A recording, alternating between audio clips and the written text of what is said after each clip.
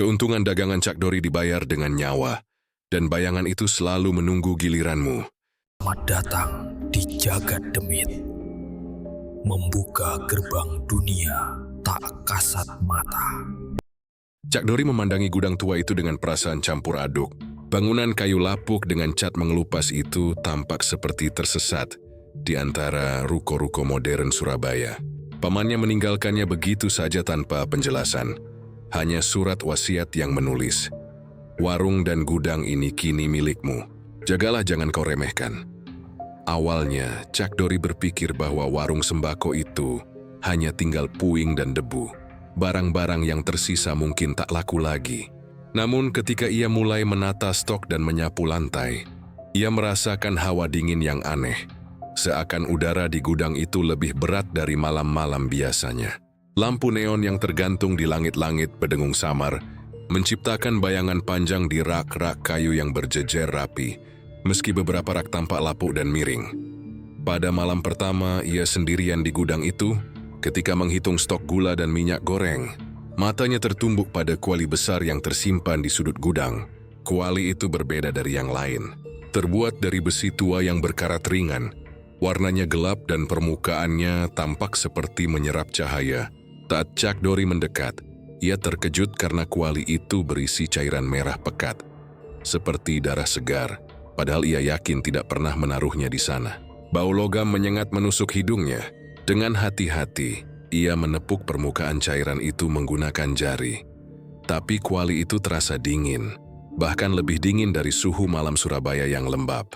Ia mundur satu langkah, detak jantungnya berdentum cepat. Suara gerakan dari rak terdengar samar, seakan ada sesuatu yang berjalan di belakangnya. Tapi ketika ia menoleh, gudang itu kosong. Keesokan harinya, Cak Dori tetap membawa kuali itu ke warung sembako. Rasa penasaran mengalahkan rasa takutnya. Gary memutuskan untuk mencoba kuali itu, memasak bubur kacang hijau untuk dijual ke tetangga sekitar. Anehnya, begitu bubur matang, banyak tetangga berdatangan, membeli dalam jumlah banyak. Bahkan tetangga yang biasanya pelit dan jarang keluar rumah, kali ini membeli dengan uang tunai berlimpah. Cak Dori merasa heran sekaligus senang. Dagangannya laku keras melebihi biasanya. Ia berpikir mungkin kuali itu hanyalah kuali tua biasa yang kebetulan memberi keberuntungan. Malam itu setelah warung sepi, ia mendengar suara jeritan samar dari gudang. Suara itu tipis, melengking, terdengar seperti orang yang kesakitan. Cak Dori merinding. Ia menyalakan lampu dan melihat gudang kosong. Tapi kuali merah itu seakan bergetar perlahan. Hari demi hari, keuntungan warung meningkat drastis.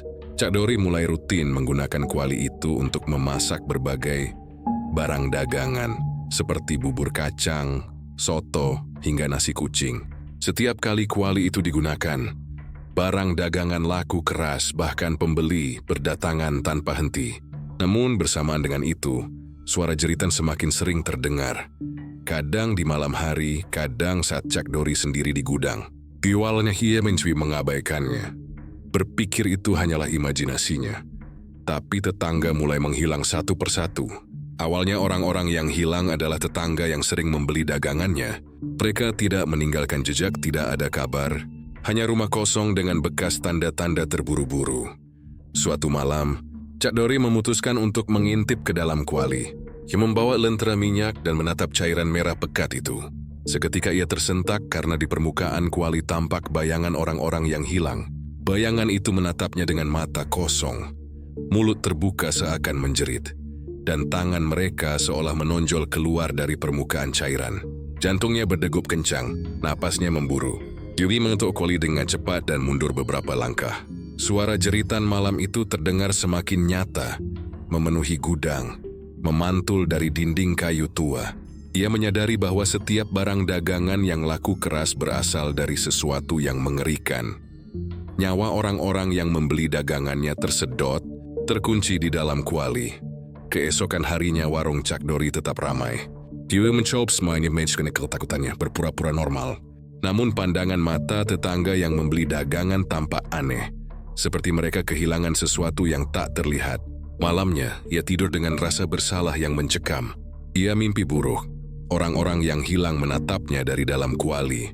Suara jeritan mereka bercampur dengan tawa menyeramkan. Bangun tidur, ia menemukan beberapa tumpukan sembako di gudang berpindah tempat sendiri. Kuali merah itu berdiri di tengah, menunggu. Hari-hari berikutnya, Cak Dori mulai mencoba cara untuk menghentikan kuali itu. Tapi setiap kali ia meninggalkan atau menutup gudang, barang dagangan yang laku keras tetap memanggilnya kembali. Ia merasa terperangkap karena warungnya menjadi sukses luar biasa, tapi harga yang harus dibayar terlalu tinggi. Ia mencoba memberitahu tetangga. Tapi anehnya, mereka yang tidak membeli sembakonya tampak tidak menyadari ada yang hilang. Hanya pembeli yang terkena pengaruh kuali yang lenyap, dan kuali itu terus menunggu, merah dan bergetar, seakan hidup sendiri. Suatu malam suara jeritan mencapai puncaknya. Cak Dori tak sanggup lagi menahan diri. Ia menatap kuali dengan rasa ngeri yang murni. Bayangan orang-orang yang hilang muncul jelas di permukaan cairan. Tangannya memohon, matanya menuntut. Dengan gemetar, Cak Dori mencoba menendang kuali itu ke pojok gudang. Tapi kuali itu seperti menempel ke lantai, tidak bergeming. Seketika gudang menjadi dingin menggigil, lampu lentera berkedip, bayangan bergerak di sepanjang dinding. Cak Dori merasa ada tangan dingin menyentuh bahunya, memaksa untuk melihat lebih dekat. Ia menjerit, tapi suara itu tenggelam dalam jeritan makhluk-makhluk yang terperangkap di kuali. Panik, Cak Dori mencoba menghancurkan kuali dengan palu, tapi setiap pukulan memantul tanpa bekas. Cairan merah beriak, dan suara jeritan bertambah keras menyerupai teriakan ribuan orang sekaligus. Malam itu, tetangga yang tersisa mendengar teriakan dari gudang Cak Dori. Mereka mendekat, tapi tak ada seorang pun yang berani masuk. Hanya terlihat cahaya merah samar dari dalam gudang, dan bayangan-bayangan bergerak di antara rak-rak. Keesokan harinya warung terlihat biasa saja. Barang dagangan habis seperti biasa, tapi gudang tetap sunyi. Cak Dori menghilang tanpa jejak. Hanya kuali tua itu yang tersisa, berdiri di sudut gudang, menunggu pembeli berikutnya. Setiap tetangga yang membeli sembakonya mendengar bisikan halus di malam hari. Suara yang meminta mereka untuk kembali. Tetapi tak ada yang tahu bahwa keberuntungan itu dibayar dengan nyawa mereka sendiri. Kuali berdarah itu menunggu lagi, siap menjerat siapapun yang serakah, dan gudang tua di Surabaya tetap menjadi saksi bisu dari pesugihan yang menelan jiwa. Cak Dori tidak pernah membayangkan warung sembako kecil yang diwarisinya bisa menjadi pusat perhatian malam hari. Awalnya, ia membuka warung hanya untuk menghidupi diri sendiri, menata beras, minyak goreng, dan mie instan di rak kayu yang sudah tua. Lampu neon di atas meja kasir berkelap-kelip lemah, dan lantai berderit setiap kali kaki menginjaknya. Namun sesuatu yang aneh mulai terjadi pada malam-malam pertama ia membuka warung. Barang dagangan yang ia letakkan di rak selalu habis sebelum pagi.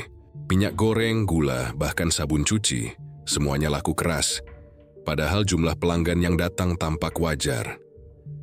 Awal mula keanehan muncul ketika Cak Dori melihat bayangan di ujung mata saat ia menata rak. Sosok itu tinggi, hitam, tanpa wajah, berdiri diam di antara rak-rak.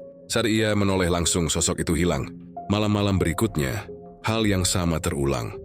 Tapi semakin jelas bahwa sosok itu bukan bayangan biasa.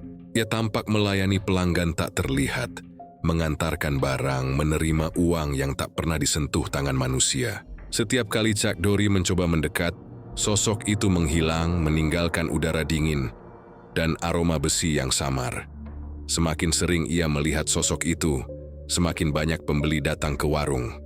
Anehnya, pembeli itu muncul di malam hari.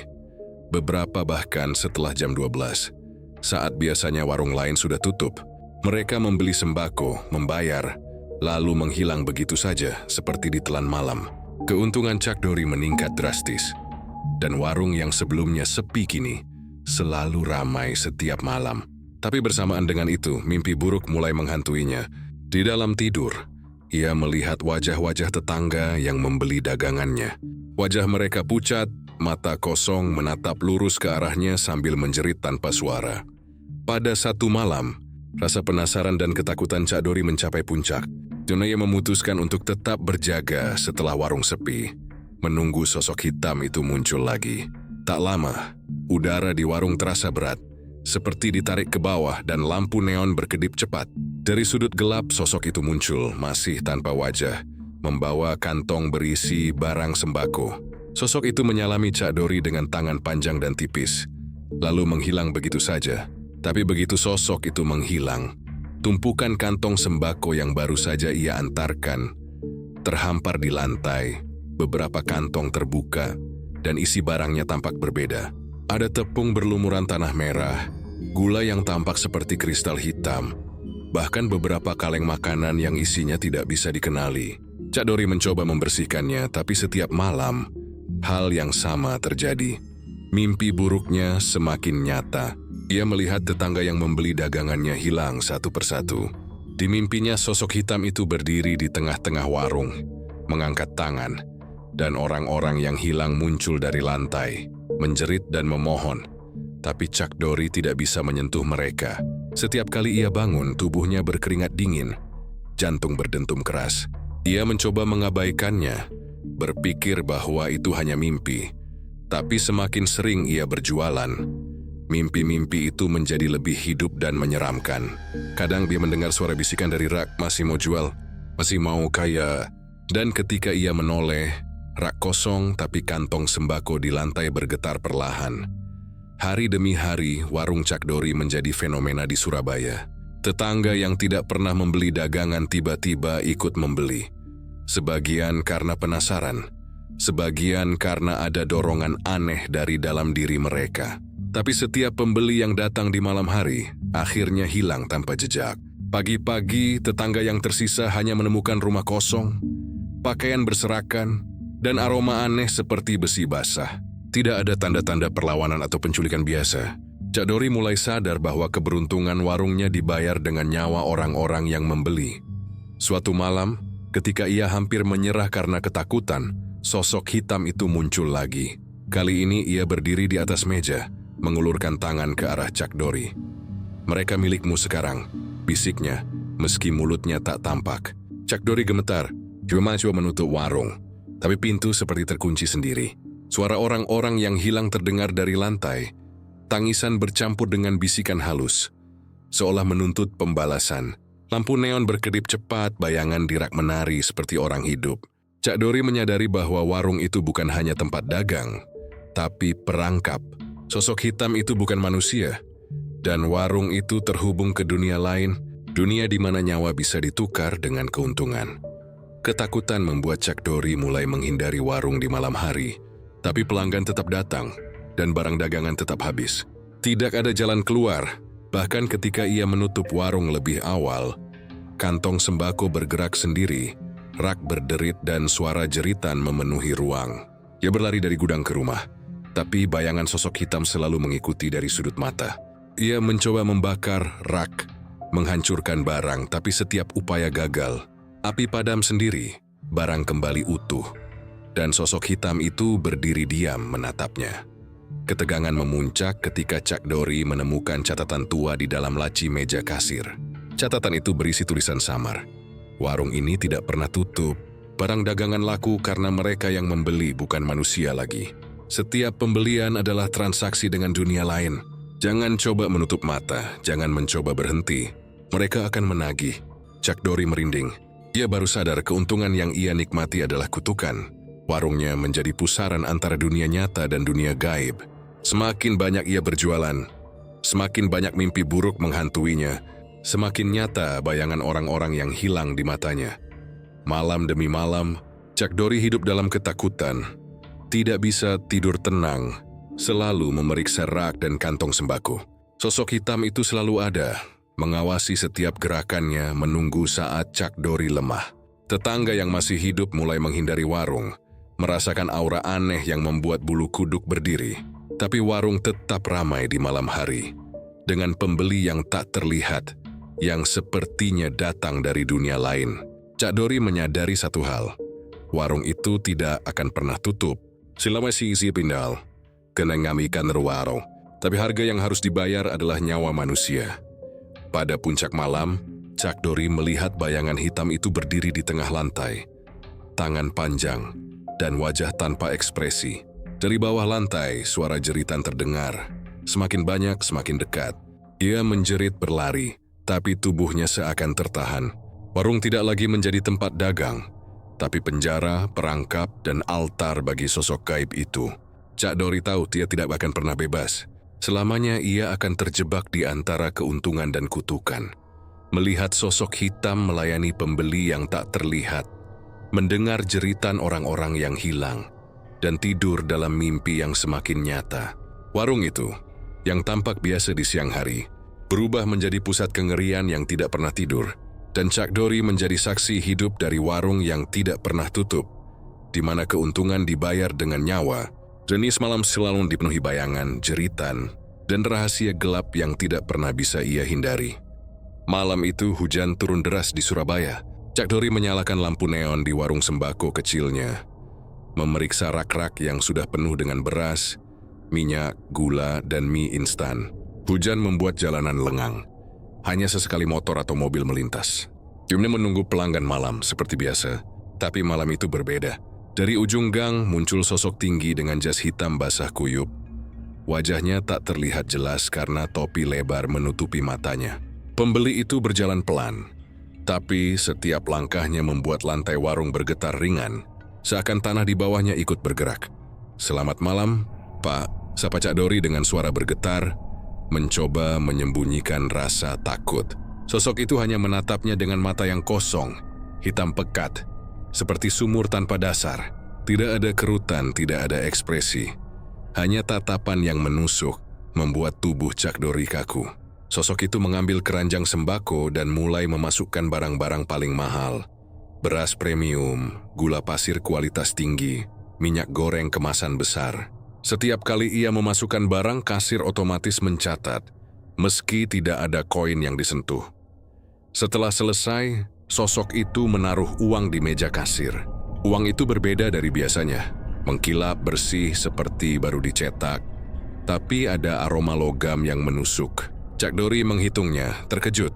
Jumlahnya melebihi harga normal, keuntungan luar biasa. Ia mencoba tersenyum, menahan gemetar, tapi begitu sosok itu pergi, udara di warung berubah. Lampu neon berkedip cepat, rak-rak bergetar, dan ia mendengar suara jeritan samar dari jalanan di luar. Hari-hari berikutnya, sosok itu selalu datang pada malam yang sama, membeli sembako paling mahal. Cak Dori mulai menyadari pola. Setiap kali sosok itu membeli, tetangga yang tinggal dekat warung tiba-tiba menghilang. Tidak ada tanda perlawanan, tidak ada jejak, hanya rumah kosong dan pintu terbuka. Cak Dori awalnya mengira itu kebetulan.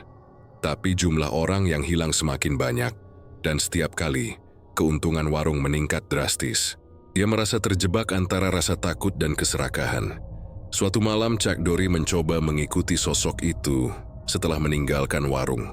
Dia melangkah perlahan di belakang, tapi begitu sosok itu berjalan masuk gang sempit, tubuh Cak Dori terasa berat. Ia seakan tersedot ke dalam bayangan sendiri. Sesaat ia kehilangan kesadaran. Saat ia membuka mata, ia melihat dirinya berada di dalam warung. Tapi sosok hitam itu kini menatapnya dari sudut rak. Tatapan kosong itu menembus pikirannya, seakan ingin menanamkan pesan tanpa suara. Cak Dori merasa jiwanya dicubit, takut dan bingung, tidak bisa bergerak. Ia sadar, sosok itu bukan manusia. Dan semua keuntungan yang ia dapat berasal dari sesuatu yang gelap dan berbahaya. Ketakutan Cak Dori meningkat. Dia mulai mencatat siapa saja yang datang membeli sembakonya saat sosok misterius itu hadir. Setiap nama yang tercatat tidak lama kemudian hilang dari lingkungan sekitar. Ia mencoba memberi tahu tetangga, tapi mereka tidak mempercayainya atau menganggapnya gila. Bahkan polisi tidak menemukan tanda-tanda penculikan biasa. Suara jeritan samar terdengar di malam hari, seakan orang-orang yang hilang menuntut pertanggungjawaban. Cak Dori mulai bermimpi buruk. Wajah-wajah tetangga muncul di rak sembako, menatapnya dengan mata kosong. Tangannya terulur memohon tolong, tapi ia tidak bisa menyentuh mereka. Mimpi itu semakin nyata. Dalam tidurnya, Cak Dori melihat sosok hitam itu berdiri di tengah warung, memegang keranjang penuh barang, menatap setiap wajah yang hilang dengan tatapan kosong. Suara bisikan terdengar, masih mau untung, masih mau kaya.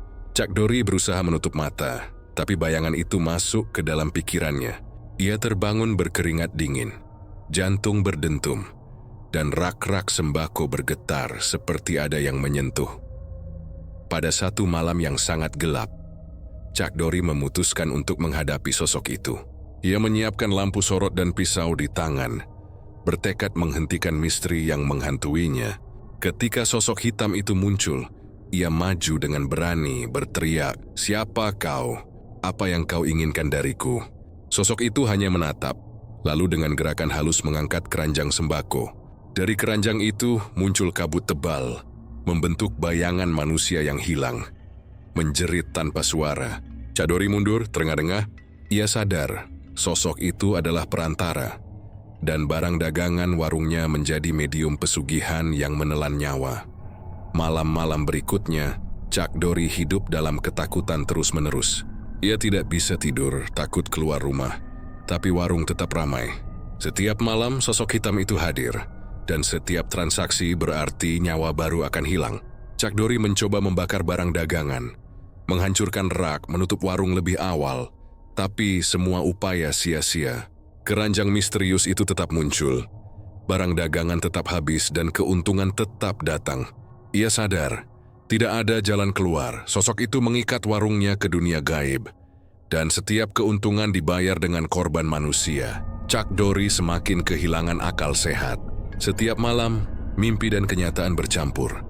Bayangan tetangga yang hilang menatap dari rak, sosok hitam berdiri di sudut, dan barang dagangan bergerak sendiri.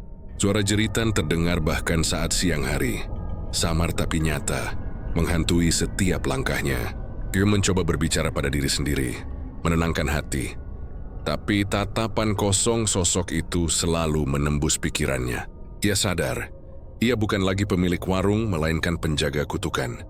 Sosok hitam itu tidak butuh warung, tidak butuh dagangan, hanya ingin memperpanjang siklus pesugihan melalui Cak Dori. Ketika hari berganti malam, Cak Dori tidak bisa lagi membedakan mana mimpi dan kenyataan. Sosok hitam itu hadir setiap malam. Pembeli gaib berdatangan, tetangga menghilang. Ia menatap keranjang sembako, melihat bayangan orang-orang yang hilang tersedot ke dalamnya. Merasa napasnya tertahan dan jantungnya hancur oleh rasa bersalah. Keuntungan yang ia nikmati selama ini bukan sekadar rezeki, tapi kutukan yang semakin menjeratnya. Cak Dori menyadari satu hal yang menakutkan. Ia tidak bisa berhenti.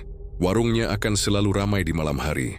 Sosok hitam akan selalu datang, dan nyawa tetangga akan terus menghilang. Setiap transaksi berarti nyawa baru yang hilang, dan setiap keuntungan menambah jeratan pesugihan. Ia menunduk menatap rak-rak penuh barang sembako, dan melihat tatapan kosong sosok itu dari bayangan lampu neon. Mata itu bukan sekadar kosong, tapi menuntut, mengingatkan, dan memperingatkan bahwa siklus ini tidak akan pernah berakhir. Cak Dori menjadi saksi hidup dari kengerian warung yang tampak biasa di siang hari, tapi di malam hari berubah menjadi altar pesugihan yang menelan nyawa. Setiap malam sosok hitam berdiri, keranjang penuh sembako menunggu, dan bayangan orang-orang yang hilang menjerit tanpa suara. Cak Dori sadar, tidak ada jalan keluar, hanya ada keserakahan yang dibayar dengan kutukan, dan keuntungan yang datang dari dunia lain. Warung itu menjadi pusaran antara dunia nyata dan gaib, dan Cak Dori terjebak selamanya, menjadi perantara antara manusia dan kekuatan gelap yang tidak pernah tidur. Cak Dori tengah membereskan rak sembako paling ujung di warungnya ketika matanya menangkap sesuatu yang aneh. Di antara tumpukan tepung, gula, dan minyak goreng, terdapat kain hitam yang tersampir rapi. Terlihat baru namun misterius. Julius tidak pernah menaruhnya di sana. Permukaan kain itu tampak tebal, lembut, namun ada getaran aneh saat disentuh. Aroma tajam seperti besi dan tanah basah tercium samar, membuat bulu kuduknya merinding. Dengan rasa penasaran yang bercampur takut, Cak Dori meraih kain itu. Begitu tangannya menyentuh permukaannya, rak-rak di sekitarnya bergetar ringan, seolah kain itu hidup. Keesokan harinya, keajaiban mulai muncul. Barang dagangan di warung bertambah secara ajaib. Minyak goreng, gula, beras, bahkan mie instan yang sebelumnya hampir habis, kini kembali penuh. Lebih dari itu, pelanggan mulai berdatangan lebih banyak dari biasanya, termasuk beberapa tetangga yang biasanya tidak pernah membeli. Setiap transaksi lancar tanpa hambatan, dan keuntungan meningkat drastis. Cak Dori merasa senang sekaligus heran. mengira ini adalah berkah tersembunyi dari kain misterius itu. Namun malamnya, warung berubah menjadi tempat yang menyeramkan. Saat lampu neon berkedip redup, bayangan-bayangan muncul di sudut-sudut warung. Berdeki semarku, sweet mada berserak perlahan. Cak Dori merasa ada yang menatapnya dari belakang rak. Bayangan itu tidak memiliki wajah jelas, hanya siluet gelap yang melayang. Mereka mulai berbisik dengan suara lembut namun menakutkan. Hutang. Nyawa itu harus dibayar. Cak Dori menggigil mundur beberapa langkah. Namun ketika ia menatap kain hitam, kain itu seakan memanggilnya kembali. Bergetar lebih kuat saat disentuh.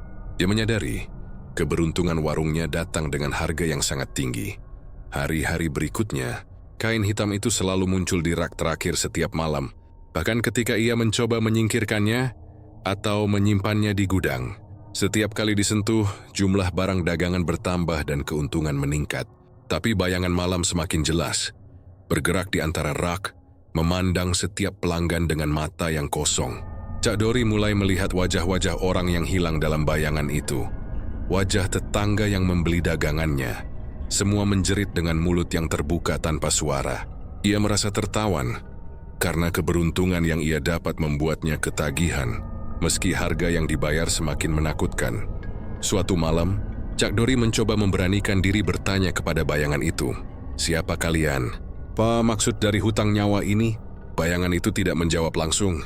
Perlahan satu bayangan mendekat, menatap kain hitam dan bisikan terdengar lebih jelas. "Kau sudah mengambil dari kami. Engkau harus membayar. Setiap dagangan ada harga, setiap keuntungan ada korban." Cak Dori gemetar, jantungnya berdentum keras. Ia mulai merasakan sesuatu menempel di tangannya ketika ia menyentuh kain itu. Tangan-tangan dingin, tipis, seperti menahan dan menariknya ke dalam bayangan kain. Ketakutan semakin menjadi ketika beberapa tetangga yang membeli sembako di siang hari menghilang secara misterius. Tidak ada jejak, hanya rumah kosong, pintu terbuka, dan aroma aneh seperti besi basah. Cak Dori menyadari kain hitam itu bukan hanya medium keberuntungan, tapi alat pesugihan yang menuntut nyawa. Setiap keuntungan yang ia dapat adalah hutang yang harus dibayar, dan bayangan itu adalah penagihnya. Ia mulai bermimpi buruk. Kain hitam terbentang di lantai warung. Tunisi Weksi muncul dari permukaannya. Menjerit merentangkan tangan ke arahnya, memintanya membayar hutang yang belum diketahui jumlahnya. Hari demi hari, kain itu menuntut lebih banyak. Setiap kali Cak Dori berjualan, jumlah barang dagangan bertambah. Pelanggan datang lebih banyak. Tapi bayangan-bayangan itu muncul semakin nyata, bergerak bebas di warung, berbisik tentang hutang yang harus segera dibayar. Mereka menyebut nama-nama tetangga yang hilang. Wajah-wajah mereka menatap Cak Dori dengan marah, menuntut jawaban. Cak Dori merasa dirinya menjadi penyalur kutukan, perangkap antara dunia nyata dan dunia gaib, tempat orang-orang ditarik satu persatu ke dalam kain hitam. Suatu malam, rasa penasaran mengalahkan rasa takutnya. Dia menyentuh kain itu lebih lama, mencoba melihat apa yang ada di dalamnya. Seketika seluruh warung berubah, rak-rak bergetar hebat, lantai seperti cair, dan bayangan-bayangan muncul dalam jumlah lebih banyak. Mereka menjerit, melayang menatapnya tanpa ampun. Dia melihat tetangga yang hilang. Wajah mereka menderita, tangan mereka terulur ke arah kain. Kain itu bergetar dan seakan menelan cahaya lampu neon. Cak Dori tersedot ke lantai, nyaris jatuh pingsan. Ia menyadari kain itu adalah pintu antara dunia nyata dan dunia gaib, dan ia sudah terikat di dalamnya. Keesokan harinya, warung tetap ramai. Barang dagangan bertambah secara ajaib. Pelanggan tetap datang, tapi Cak Dori mulai kehilangan akal sehat. Dia tidak bisa tidur. Setiap malam bayangan itu menunggu, berbisik tentang hutang yang belum dibayar, menuntut lebih banyak korban. Dia mencoba membakar kain hitam, membuangnya jauh, tapi kain itu selalu kembali di rak terakhir, utuh, menatapnya seolah menantang. Setiap kali disentuh, keuntungan kembali meningkat, tapi bayangan-bayangan semakin nyata, semakin mengancam, seakan menunggu saatnya menagih hutang dengan cara yang paling mengerikan. Cak Dori mulai merasa terperangkap. Warung yang tampak biasa di siang hari kini menjadi labirin kegelapan. Setiap rak bisa menyimpan bayangan baru. Setiap kantong sembako bisa menjadi medium kutukan. dan kain hitam adalah pusat dari semuanya. Ia menyadari, selama ia menyentuh kain itu, selama ia berjualan, hutang nyawa akan terus bertambah, dan bayangan-bayangan itu tidak akan pernah berhenti menunggu. Ia tidak bisa berhenti, karena keberuntungan membuatnya ketagihan, tapi setiap keuntungan adalah kutukan yang mengikat jiwanya semakin dalam. Malam demi malam, Chuck Dorry hidup dalam ketakutan. Bayangan-bayangan berbisik, hutang, hutang, hutang. Suara mereka bergema di setiap sudut warung. Ia melihat wajah tetangga yang hilang di permukaan kain, menjerit memohon tolong. Tapi tangannya tidak bisa menyentuh mereka. Kain hitam itu bergetar, mengundang, memanggil, menuntut. Chuck Dorry menyadari satu hal yang mengerikan. Warungnya tidak lagi milik dirinya. Kain hitam itu adalah penguasa, dan bayangan-bayangan adalah penagih hutang yang akan terus menunggu sampai nyawa terakhir dibayar. Chuck Dorry berdiri di tengah warung, menatap kain hitam di rak terakhir. Tubuhnya gemetar. Ia sadar, tidak ada jalan keluar. Warungnya akan selalu ramai, keuntungan akan terus datang, tapi harga yang harus dibayar adalah nyawa. Dan bayangan-bayangan itu akan selalu menunggu, menagih hutang yang tidak pernah habis. Kain hitam di rak terakhir bukan sekadar kain. Ia adalah pusat kutukan, pintu ke dunia gaib, dan Chuck Dorry adalah penjaganya, terperangkap selamanya antara keserakahan dan ketakutan, antara dunia nyata dan bayangan yang menuntut nyawa. Chuck Dorry sudah terbiasa dengan keanehan warungnya. Namun malam itu rasa takutnya mencapai puncak. Setelah berbulan-bulan menyaksikan bayangan hitam dan kain misterius, ia menghadapi sesuatu yang lebih mengerikan. Pengunjung tak bernyawa. Malam itu lampu neon berkedip tidak beraturan, dan udara di warung terasa berat, seolah penuh dengan napas dingin yang bergerak di sekitar tubuhnya. Suara hujan di luar jalanan tidak mampu menutupi desiran aneh yang terdengar dari rak-rak sembako. Malam mulai larut, dan beberapa pengunjung masuk. Awalnya mereka tampak biasa, hanya orang-orang yang membeli kebutuhan sehari-hari. Tapi Chuck Dorry mulai memperhatikan sesuatu yang ganjil. Gerakan mereka kaku, langkah mereka senyap meski lantai kayu berderit, wajah mereka pucat seperti lilin, dan mata mereka kosong. Ketika mereka menyodorkan uang, Chuck Dorry terkejut. Koin yang mereka berikan berlumuran darah segar. Aroma logam yang menusuk hidungnya membuat kepala Chuck Dorry pening. Ia berusaha menjauh, tapi kaki seakan menempel di lantai. Setiap kali pengunjung itu membeli, barang yang diminta tidak ada di rak. Tepung yang diminta, minyak goreng, beras, semuanya muncul seolah diambil dari udara. Chuck Dorry hanya bisa menatap dengan ngeri. Saat ia menyerahkan barang kepada pengunjung, mereka menatapnya dalam diam tanpa ekspresi, dan membayar koin berlumuran darah lagi. Suara berderak samar terdengar ketika koin jatuh ke meja kasir, bercampur dengan suara bisikan. Sudah waktunya membayar. Sudah waktunya membayar. Malam demi malam pola itu semakin intens. Pengunjung tak bernyawa datang lebih banyak. Beberapa muncul dari gang sempit di samping warung. Beberapa dari lorong gelap di dekat gudang. Mereka membeli barang yang tidak ada, membayar dengan koin berdarah, dan menatap Chuck Dorry seakan menuntut sesuatu yang lebih dari sekadar uang. Chuck Dorry mulai kehilangan tidur. Setiap mimpi di malam hari dipenuhi wajah-wajah orang yang hilang, tetangga yang tiba-tiba menghilang tanpa jejak, dan pengunjung gaib yang menuntut nyawanya sendiri. Dority mulai berbicara sendiri di warung, mencoba menenangkan diri. Tapi suara bisikan itu selalu membalas. Suatu malam, ia memutuskan untuk mengikuti salah satu pengunjung tak bernyawa yang terlihat berjalan keluar warung. Langkahnya senyap, tubuhnya melayang sedikit dari lantai, dan ia menelusuri gang gelap di belakang warung. Chuck Dorry berusaha mengikuti, tapi udara di sekitarnya menjadi berat, seperti ada tangan-tangan tak terlihat menahan tubuhnya.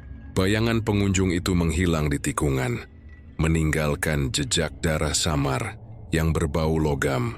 Chuck Dorry tersentak menyadari bahwa tidak ada jalan keluar. Pengunjung itu tidak nyata, tapi dampaknya nyata. Setiap transaksi membawa kutukan baru, nyawa tetangga menghilang, dan bayangan hitam semakin sering muncul. Ketegangan mencapai puncak ketika beberapa pengunjung tak bernyawa mulai berbicara. Suara mereka tidak keluar dari mulut tapi terdengar langsung di kepala Chuck Dorry. Sudah waktunya membayar, Wisik mereka. Kami datang menagih. Kau tahu harganya. Jauhi untuk kenusungan. Tubuh Syah Dori gemetar hebat. Ia mencoba menutup telinga, menjerit. Tapi suara itu tetap menghantui.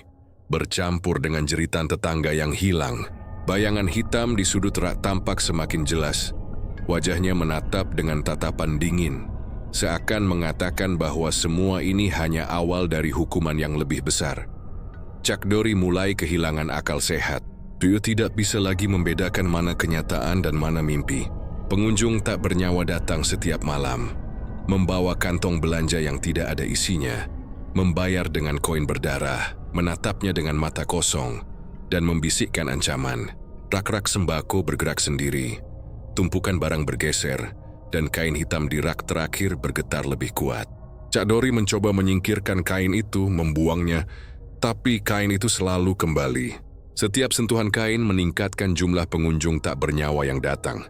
Semakin banyak suara jeritan terdengar, semakin banyak bayangan menuntut hutang nyawa. Pada suatu malam yang gelap gulita, sosok paling menakutkan muncul. Pengunjung tak bernyawa itu bukan hanya menatap, tapi mulai bergerak di antara rak-rak, mengangkat tangan tipis mereka ke arah Syah Dori. Tubuhnya terasa dingin, kulitnya seperti tersentuh es, dan jantungnya seakan berhenti sejenak. Bayangan itu mulai menuntut lebih jelas. Hutangmu harus dibayar. Mereka datang menagih. Kau akan membayar dengan nyawamu sendiri. Syah Dori jatuh terduduk di lantai, menatap rak-rak yang bergerak sendiri. Kain hitam yang bergetar, dan koin berdarah yang berserakan di lantai. Hari berikutnya, warung tampak normal di siang hari. Tetangga datang membeli. Barang dagangan habis seperti biasa. Tapi malamnya semuanya berubah menjadi mimpi buruk nyata. Pengunjung tak bernyawa datang lebih banyak, semakin agresif, dan bayangan hitam semakin nyata. Syah Dori tidak berani tidur. Setiap langkahnya di warung diawasi oleh tatapan kosong mereka. Ia mulai merasa bahwa warung itu bukan miliknya lagi, bahwa ia hanyalah perantara, penjaga kutukan yang menghubungkan dunia manusia dengan dunia gaib. Malam demi malam, tekanan itu terus meningkat. Bayangan-bayangan muncul dari lantai, dari rak, dari kain hitam, menuntut pembayaran atas nyawa yang telah hilang. Koin berdarah menumpuk di meja kasir, seolah menunggu untuk dikembalikan dengan harga yang lebih mahal. Setiap pengunjung tak bernyawa yang datang menambah daftar korban baru. Syah Dori tidak bisa lagi berpikir jernih. Ia melihat wajah tetangga yang hilang, mendengar jeritan mereka, dan merasakan tangan-tangan dingin menyentuh tubuhnya dari bayangan. Ia sadar, setiap keuntungan yang ia nikmati dibayar dengan nyawa, dan pengunjung tak bernyawa itu adalah penagihnya. Akhirnya, Syah Dori menyadari satu hal yang menakutkan. Warungnya selamanya terhubung dengan dunia gaib.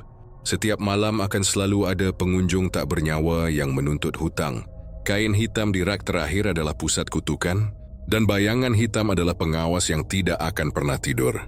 Ia bukan lagi pemilik warung, tapi tahanan dari kutukan itu. Terjebak di antara keuntungan dan bayangan, antara kenyataan dan mimpi buruk yang semakin nyata. Setiap malam, ia menatap pengunjung tak bernyawa yang datang, mendengar bisikan tentang hutang nyawa, dan merasakan bahwa satu kesalahan kecil bisa menelan dirinya juga. Warung sembako kecil yang tampak biasa di siang hari kini menjadi panggung horor yang tidak pernah berhenti, di mana nyawa, keberuntungan, dan kutukan saling terikat tanpa jalan keluar. Syah Dori mulai menyadari pola aneh yang terjadi pada warungnya. Setiap kali ia tersenyum pada pelanggan tertentu, biasanya mereka yang datang di malam hari, sosok-sosok yang terlihat biasa tapi matanya kosong. Dagangannya meningkat drastis. Minyak goreng, beras, gula, mie instan, semua habis dalam hitungan menit. Kasir mencatat transaksi yang tidak masuk akal. Uang selalu bertambah meski jumlah pembeli sedikit. Senyum itu membuatnya kaya, tapi juga membawa rasa aneh di dalam dada. Seperti ada sesuatu yang menempel di jiwanya. Tiwelnya Sisiev menganggapnya berkah, tapi malam hari selalu membawa mimpi buruk yang lebih nyata daripada siang. Malam itu, setelah tutup warung, Syah Dori duduk di kursi kayu di tengah lantai, mencoba menenangkan diri. Lampu neon berkelip, dan suara hujan di luar terdengar samar. Tiba-tiba dari arah rumah tetangga, terdengar tawa seram yang panjang, menggema di gang sempit. Syah Dori menegang bulu kuduk berdiri. Tawa itu berbeda dari suara manusia biasa. Parau, memekakkan telinga, namun memiliki nada yang aneh seperti memanggil namanya. Dia menutup telinga, tapi tawa itu tetap masuk ke kepalanya, membisikkan kata-kata, "Senyummu adalah milikku, nyawamu adalah milikku." Keesokan harinya, senyum itu kembali. Saat seorang pelanggan gaib datang, Cak Dori tersenyum. Mencoba mengendalikan diri, tapi senyum itu terasa seperti memaksa tubuhnya tidak sepenuhnya miliknya. Dwi menatap pelanggan itu, dan seketika keuntungan dagangannya meningkat. Rah-rah sembako penuh kembali, dan kasir mencatat transaksi yang tidak masuk akal. Namun malamnya, tawa seram kembali terdengar. Kali ini lebih dekat, seperti dari dalam rumahnya sendiri. Bayangan gelap melayang di sudut kamar, menatapnya dengan mata kosong. Senyum yang tidak manusiawi terbentuk di wajah bayangan itu. Hari demi hari, Cak Dori mulai kehilangan kesadaran akan siapa dirinya. Setiap senyum pada pelanggan tertentu membuatnya merasa ringan. Tapi di malam hari, tubuhnya terasa berat. Jiwanya terikat oleh sesuatu yang tak terlihat. Bayangan hitam semakin jelas, mengikuti langkahnya, mengawasi setiap gerakan, dan setiap malam bisikan terdengar lebih keras. "Senyummu adalah kunci. Hutang nyawa harus dibayar." Cak Dori mencoba menahan senyum, menutup mulut. Tapi tubuhnya seolah bergerak sendiri ketika pelanggan tertentu datang. Ia merasa dikendalikan, tidak bebas, dan setiap senyum menambah rasa takut yang tak bisa ia ungkapkan. Pada suatu malam, Cak Dori mencoba menghadapi kenyataan itu. Ia berdiri di tengah warung, menatap kain hitam di rak terakhir, rak-rak sembako, dan bayangan hitam yang selalu muncul. Dia menjerit, "Apa yang kalian inginkan dariku? Kenapa setiap senyum harus membayar nyawa orang lain?" Bayangan hitam hanya menatap, dan senyum di wajah Cak Dori mulai terbentuk tanpa kehendaknya sendiri. Tangan-tangan tipis muncul dari bayangan, menyentuh wajahnya, memperlebar senyum yang terasa tidak manusiawi. Dan udara di sekitarnya semakin dingin, menusuk tulang. Sejak malam itu, Cak Dori tidak bisa lagi mengontrol senyumnya. Setiap kali pelanggan gaib datang, senyum itu terbentuk secara otomatis. Rak-rak sembako bergerak sendiri, kain hitam bergetar, dan kasir mencatat keuntungan yang luar biasa. Namun di luar warung, dari rumah tetangga yang hilang, terdengar tawa panjang, tawa yang bukan manusia, yang membisikkan ancaman. "Hutangmu bertambah, kau akan menjadi milikku." Senyum yang tidak manusiawi, nyawa yang menunggu. Cak Dori mulai mengalami perubahan aneh. Wajahnya pucat, mata terlihat kosong, dan setiap kali tersenyum, tubuhnya terasa seperti terpisah dari kesadaran dirinya sendiri. Dwi tidak lagi merasa menjadi manusia sepenuhnya. Sebagian jiwanya mulai terikat dengan makhluk halus yang haus nyawa itu. Dia mencoba berbicara dengan orang-orang sekitar, tapi mereka menjauh, melihat aura gelap yang kini mengelilinginya. Ia sadar, senyum itu bukan sekadar ekspresi, tapi medium pengikat nyawa, alat pesugihan yang menghubungkannya langsung dengan dunia gaib. Malam demi malam, tekanan itu meningkat. Setiap kali ia mencoba menahan senyum, pelanggan gaib tetap datang, dan keuntungan dagangannya menurun drastis. Tapi begitu senyum muncul, keuntungan kembali meningkat, dan bayangan-bayangan mulai muncul lebih agresif, menatap tajam. Bisikannya menjadi teriakan yang memekakkan telinga. "Senyummu adalah janji, hutang nyawa. Kau harus membayar." Tubuh Cak Dori bergetar hebat. Tangannya dingin, dan rasa sakit menyebar dari dada ke seluruh tubuhnya. Ia merasa jiwanya tercabik, setiap malam semakin kehilangan kendali. Suatu malam, Cak Dori melihat pengunjung gaib yang datang lebih banyak dari biasanya. Mereka tersenyum padanya dengan ekspresi mengerikan, mata kosong, wajah pucat, tapi senyum itu terasa hidup, menular, membuat tubuhnya otomatis membalas senyum. Rak-rak sembako bergoyang, kain hitam di rak terakhir bergetar lebih kencang, dan suara tawa menyeramkan terdengar dari setiap arah. Cak Dori menjerit, mencoba menutup mulut, tapi tubuhnya seakan tidak lagi miliknya. Senyum itu mengikat jiwanya, membuatnya menjadi perpanjangan tangan makhluk halus yang haus nyawa. Ketika pagi tiba, warung tampak normal di siang hari. Pelanggan datang, barang dagangan habis, keuntungan tetap tinggi. Tapi di malam hari, Tawa yang tidak manusiawi, bayangan gelap, kain hitam, dan pengunjung tak bernyawa menanti. Chuck Dorry berdiri di tengah warung, menatap wajahnya di cermin kecil dekat kasir, menyadari bahwa dirinya sudah berubah. Senyum yang dulu biasa kini menjadi kutukan, mengikatnya dengan makhluk halus, menghapus sebagian jiwanya, dan membuatnya tidak lagi mengenal diri sendiri sepenuhnya. Chuck Dorry tahu satu hal yang menakutkan.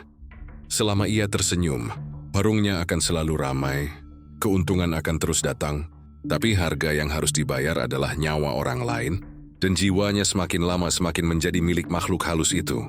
Senyum yang tidak manusiawi telah menjadikan dirinya bagian dari kutukan, alat pengikat nyawa, dan penjaga warung yang tidak pernah tidur. Ia tidak lagi pemilik, tapi tahanan dari pesugihan yang menuntut kesetiaan jiwanya, menjadikannya saksi hidup dari kengerian yang tidak pernah berakhir. Chuck Dorry menemukan kuali tua itu tersembunyi di sudut gudang, di balik tumpukan karung beras dan minyak goreng. Kuali itu besar, berlapis hitam dan tampak berkarat di beberapa bagian. Namun ada aura aneh yang memancar darinya, seperti tarikan gaib yang membuat Chuck Dorry merinding saat mendekat. Ia mengangkat kuali itu dengan hati-hati, merasa beratnya berbeda dari ukuran fisiknya. Rasa penasaran dan keserakahan mendorongnya untuk menggunakannya. Malam itu, ia mencoba merebus air di dalamnya untuk membersihkan kuali. Namun air di dalamnya tampak merah samar, berkilau seperti darah. Ketika Chuck Dorry mulai memasak menggunakan kuali itu, keajaiban terjadi.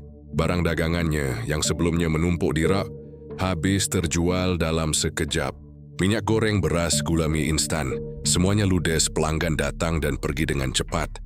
Dan kasir mencatat keuntungan yang luar biasa. Chuck Dorry terkejut sekaligus senang. Juga merasa menemukan kunci untuk mengatasi semua masalah warungnya. Tapi begitu malam tiba, keanehan mulai muncul. Saat lampu neon berkedip, Chuck Dorry menatap kuali itu, dan di permukaan air merah samar, ia melihat refleksi wajah orang-orang yang telah mati secara misterius. Tetangga yang hilang, pembeli yang tak bernyawa. Bahkan wajah bayangan hitam yang selalu muncul di sudut rak. Wajah-wajah itu menatapnya dengan mata kosong. Mulut mereka terbuka seakan menjerit, tapi tidak ada suara keluar.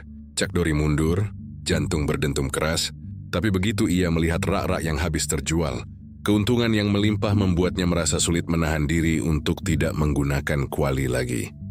Semakin sering kuali itu dipakai, semakin nyata bayangan orang-orang itu mengejar Chuck Dorry. Di malam hari, ia mendengar langkah kaki di lantai kayu warung. Suara desahan, bisikan yang semakin mendekat. Kau mengambil, kau harus membayar nyawamu. Hutangmu. Bayangan itu muncul dari rak, dari lantai, bahkan dari kain hitam di rak terakhir. Mereka bergerak cepat, memantul dari satu sudut ke sudut lain, menatap Chuck Dorry dengan amarah dan penantian yang tak terkira. Chuck Dorry mulai menyadari pola mengerikan. Setiap kali kuali tua itu digunakan, satu nyawa harus hilang sebagai harga keuntungan. Ia melihat wajah tetangga yang hilang di permukaan air. Menjerit, tangan mereka terulur memohon tolong. Bayangan itu tidak hanya menuntut, tapi mengejar secara nyata. Chuck Dorry merasa tubuhnya lelah. Jiwanya tercabik dan setiap langkah di warung seakan diikuti ratusan tangan gaib yang siap menariknya ke dalam kuali. Pada suatu malam, rasa takut dan keserakahan bertabrakan. Chuck Dorry menggunakan kuali tua untuk merebus beras premium, berharap keuntungan besar. Saat selesai, ia melihat refleksi di permukaan air. Bayangan orang-orang yang hilang berdiri di sekelilingnya. Wajah mereka semakin jelas, menjerit, dan beberapa bahkan tampak menempel pada tubuhnya. Dia mencoba menjauh tapi kaki seakan tertambat ke lantai. Tangannya gemetar, kuali di tangannya terasa berat seperti menahan seluruh kutukan dunia. Suara bisikan terdengar bergema. Sudah waktunya, nyawa untuk keuntunganmu. Setiap malam berikutnya, kuali tua menjadi pusat kengerian.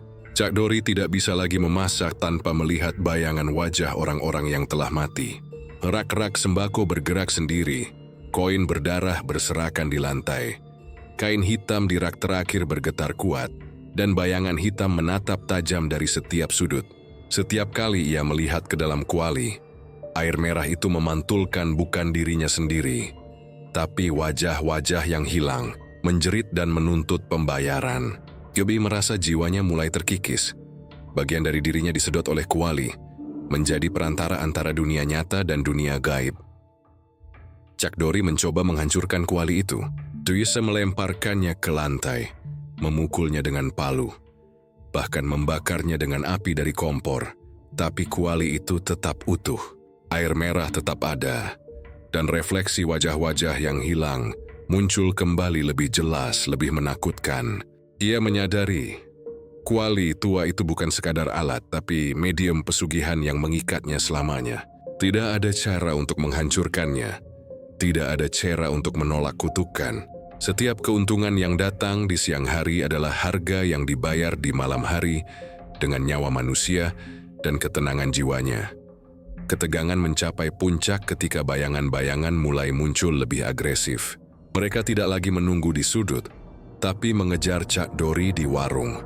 Menempel di tubuhnya, bisikan mereka terdengar jelas. Kau mengambil, kau harus membayar nyawamu, hutangmu. Chuck Dorry menjerit, mencoba melarikan diri.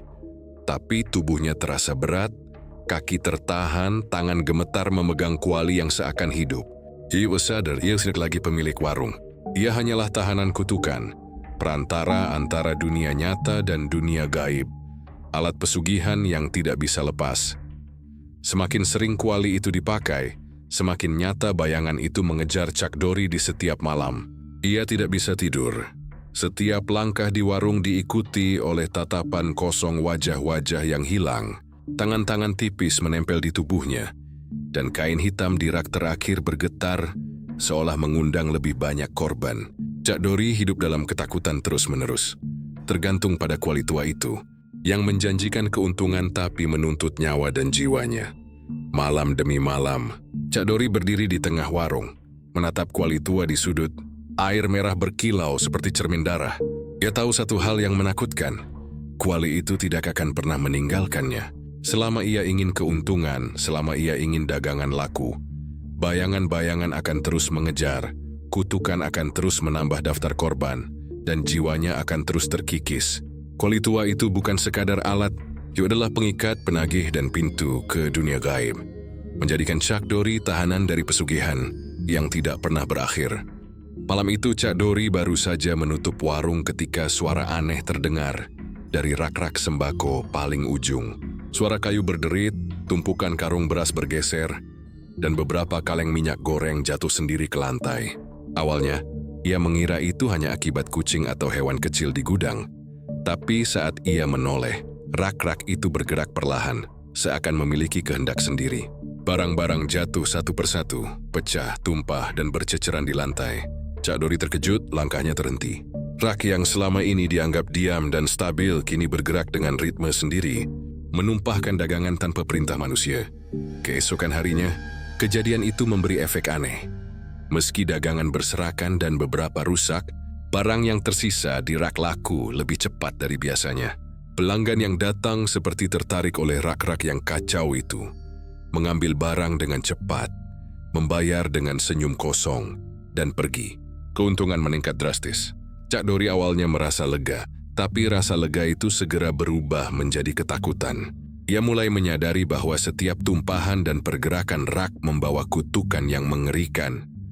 Tetangga yang membeli barang dagangan dari rak-rak itu mulai menghilang satu persatu.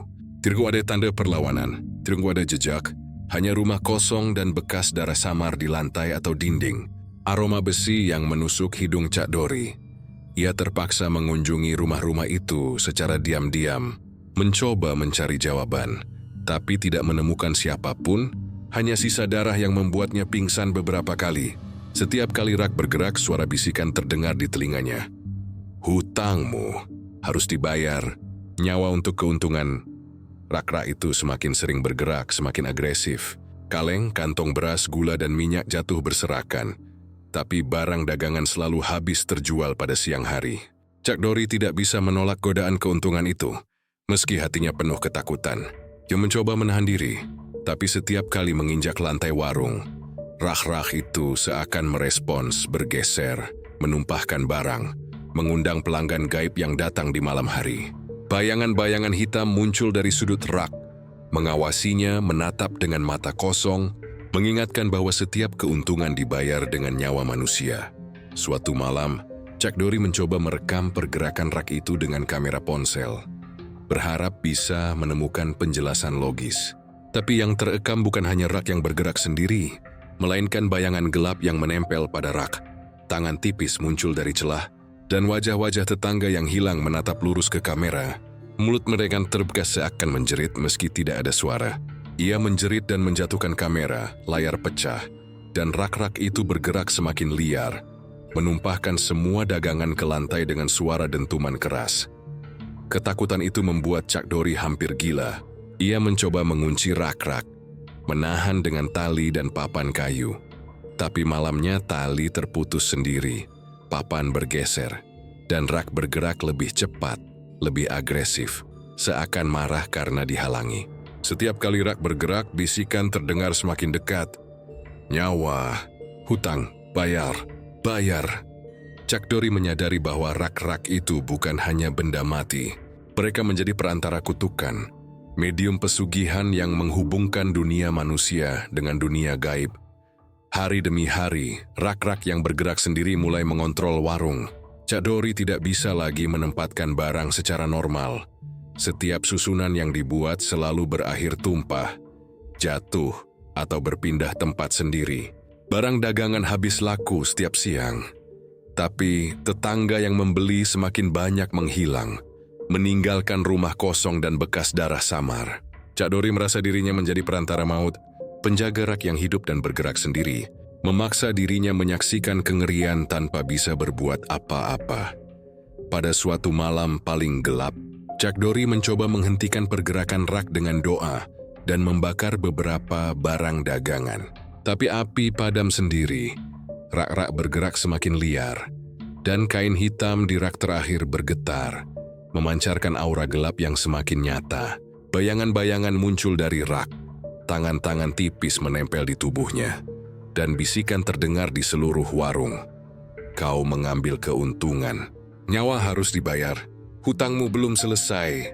Chuck Dorry menjerit, mencoba menahan rak, tapi tangannya terjepit dan rak menumpahkan seluruh dagangan sekaligus. Semakin sering rak bergerak, semakin nyata kutukan itu. Setiap tumpahan mengikat nyawa tetangga, membentuk lingkaran horor yang tidak bisa dihindari. Chuck Dorry mulai kehilangan tidur. Setiap malam dihantui bayangan.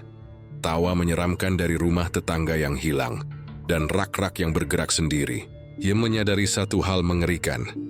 Warungnya kini tidak lagi miliknya. Rak-rak itu menjadi pengawas kunci kutukan. Dan setiap keuntungan yang diperoleh adalah harga yang dibayar dengan nyawa. Malam demi malam ketegangan itu tidak berkurang. Rak-rak bergerak dengan ritme menyeramkan, menumpahkan barang, menciptakan suara dentuman, mengundang pelanggan tak bernyawa, dan bayangan hitam selalu muncul. Chuck Dorry berdiri di tengah warung terhuyung, menyadari bahwa keberuntungan yang ia nikmati hanyalah jebakan. Rak-rak yang bergerak sendiri bukan hanya medium pesugihan, tapi penagih hutang nyawa yang akan terus mengintainya, mengikatnya dalam siklus horor yang tidak pernah berakhir. Chuck Dorry menatap rak terakhir yang bergerak paling liar, kain hitam bergetar di atasnya. Bayangan wajah tetangga yang hilang menatap lurus. Dan ia tahu satu hal yang menakutkan. Selamanya ia akan menjadi saksi, penjaga, dan tahanan kutukan dari rak yang bergerak sendiri. Setiap keuntungan membawa korban baru, dan ia tidak akan pernah bebas dari horor yang ia ciptakan sendiri. Chuck Dorry sudah tidak bisa membedakan malam dan siang. Setiap hari warungnya selalu ramai. Dagangan habis laku, keuntungan mengalir deras, namun ketenangan jiwanya hilang. Suatu malam saat lampu warung berkelap-kelip, ia melihat sesuatu yang membuat tubuhnya membeku. Di ujung rak, di balik tumpukan beras dan minyak goreng, tampak bayangan dirinya sendiri. Awalnya samar, seperti pantulan di kaca, tapi semakin lama bayangan itu bergerak sendiri, mengambil posisi di depan rak, mengamati gerak-gerik Chuck Dorry. Bayangan itu mulai meniru perilaku manusia, mengambil sembako, memeriksa harga, dan membayar. Namun uang yang dibayarkan bayangan itu bukan uang biasa. Ia berubah menjadi abu di telapak tangannya sebelum sampai di meja kasir. Show itu berterbangan, menyelimuti rak, dan meninggalkan aroma besi yang menusuk hidung. Chuck Dorry menatap ngeri. Ia mencoba menegur bayangan itu, tetapi tidak ada respon. Bayangan itu hanya menatap lurus ke matanya. Senyumnya kosong dan dingin seperti menantangnya. Hari demi hari, bayangan itu semakin agresif. Ia mulai menuntut sesuatu. Nyawa pengganti.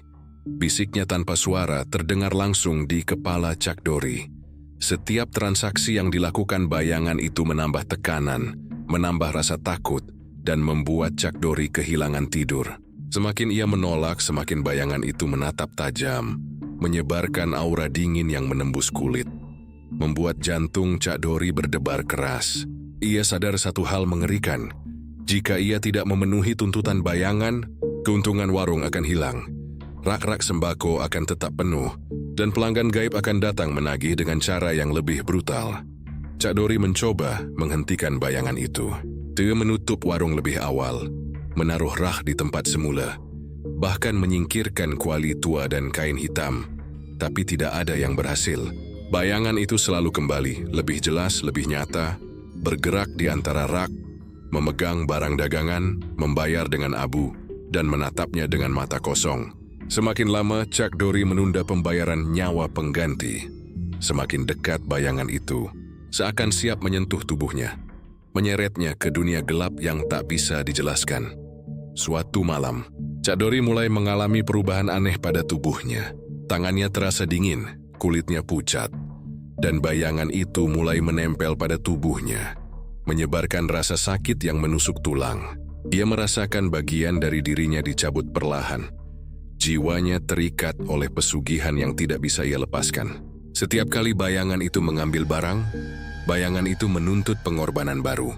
Chuck Dory menjerit mencoba menahan diri, tapi tubuhnya bergerak sendiri, memberikan barang kepada bayangan itu, menerima abu yang berterbangan, dan mendengar bisikan yang semakin keras.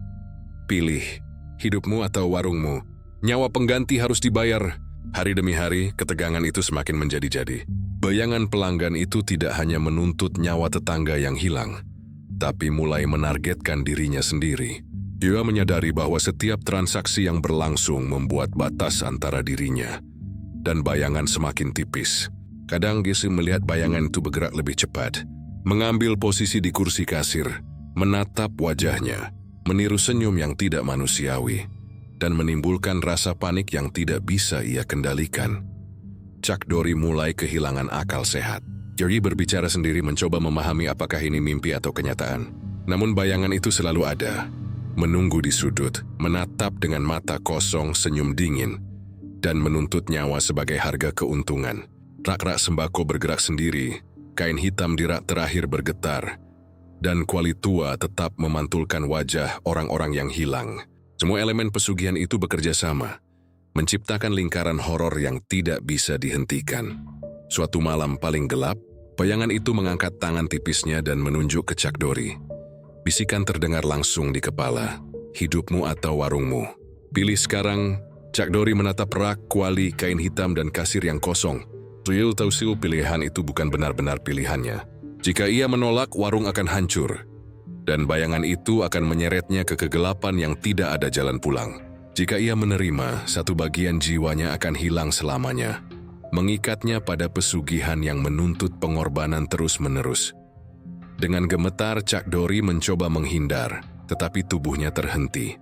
Bayangan itu bergerak semakin dekat, menempel pada tubuhnya, menyebarkan rasa dingin yang menusuk tulang dan hati.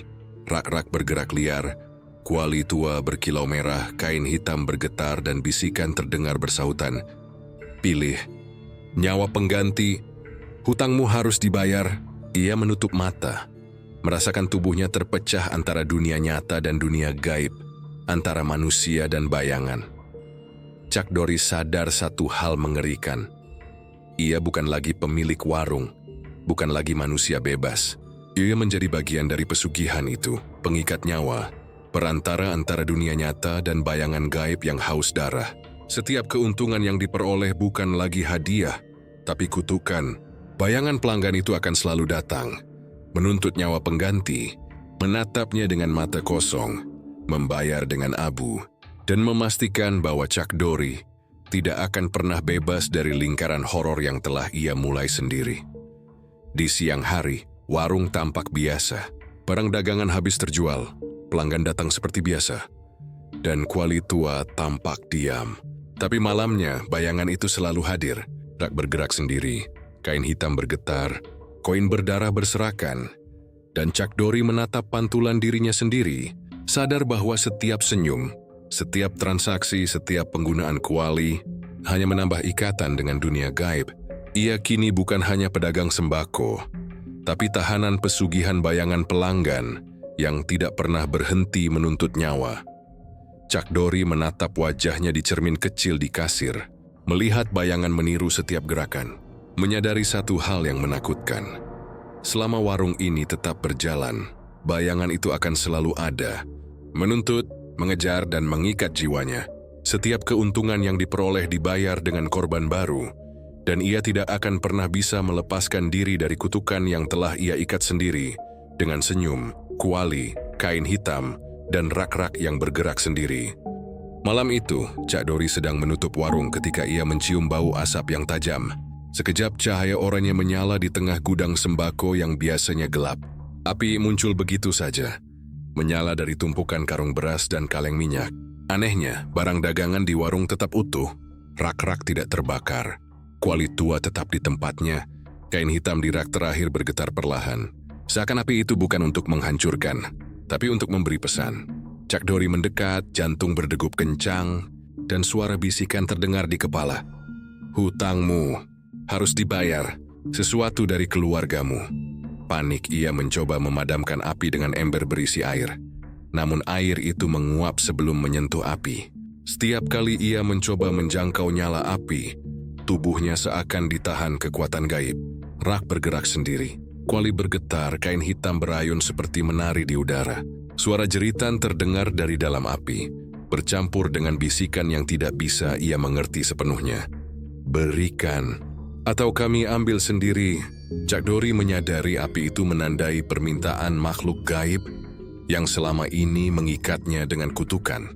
Ini bukan sekadar keuntungan dagangan, bukan sekadar bayangan pelanggan, tapi sebuah tuntutan yang lebih mengerikan. Keluarganya harus menjadi tebusan. Jadi menunduk, taiswa kepalanya, mencoba menenangkan diri.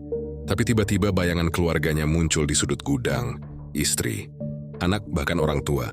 Wajah mereka pucat, mata kosong, menatapnya dengan ekspresi mengancam. Setiap kali Cak Dori menolak untuk memenuhi tuntutan, suara jeritan terdengar lebih keras, seperti ribuan mulut bersatu menjerit. Bercampur dengan suara pecahan kaleng, kuali, dan rak yang jatuh. Api berkobar lebih tinggi, menari liar di tengah gudang seakan menuntut kepatuhan. Bayangan keluarganya bergerak mendekat, tangan mereka seperti ingin menariknya masuk ke dalam kobaran. Membisikkan, kami akan diambil. Hutangmu harus dibayar, jangan coba menolak. Cak Dori mencoba lari, tapi kaki terasa berat, tubuhnya seakan diikat. Rak-rak bergerak sendiri menghalangi jalan. Kuali tua bergetar keras, kain hitam terbang menutup sebagian lantai, dan api di gudang semakin membesar, memantulkan cahaya kemerahan ke seluruh dinding. Dia menyadari bahwa kekuatan gaib ini tidak bisa ditipu, tidak bisa ditolak. Setiap usaha untuk menolak hanya membuat kutukan semakin menekan. Bayangan keluarganya semakin nyata, menatap lurus ke matanya dengan mata kosong yang menuntut.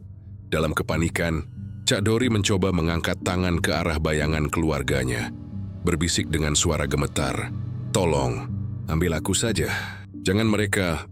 Tapi bayangan itu tersenyum dingin, tidak menurunkan ancaman. Piwi berkobar lebih liar, rak-rak di sekitar gudang jatuh. Kuali tua berputar sendiri dan kain hitam berayun, menciptakan bayangan menyeramkan di dinding. Bisikan terdengar jelas, satu nyawa harus diganti, atau semua akan hilang. Ketika Cak Dori mulai menangis dan berlutut, makhluk gaib yang selama ini membayangi warungnya muncul lebih jelas.